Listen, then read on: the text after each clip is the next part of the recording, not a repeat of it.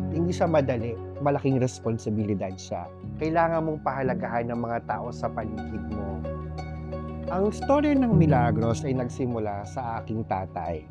Kami ay tahanan kung saan ang pagmamahal ay nagpapatuloy. And sadly, nawala ang tatay ko noong November 2020. Kaya nagkaroon ako ng desisyon, sabi ko, ipagpatuloy ko ang legacy ng tatay ko. Hindi lang ako ang nagbuo nito. Marami rin kasi mga tao na tulad ko, mga pamilya namin, mga kaibigan at ng partner ko na may elderly advocacy. Kami ni Lawrence, literal, marami na kaming pinagdaanan. Siya yung magsasabi na, kaya mo yan.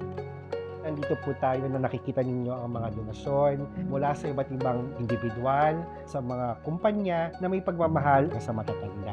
Pag may mga donasyon kami nare-receive, sobra kaming natutuwa, nakabawas sa gastusin ng ating mga elders. Ang puso ng Milagros ay nasa mga tagapangalaga. Ako man ang haligi ng Milagros, pero importante kasi na mahalin din natin at pangalagaan natin ang mga taong nag-aalaga at bumubuo ng aming tahanan. At yun ay ang mga caregivers. Nagkaroon ng pagkakataon na last year, sadly, isa sa mga tauhan ko, nagka-stroke. So dahil sa Sun Life, nagkaroon siya ng allowance and mas na-realize ko na kailangan ko silang alagaan.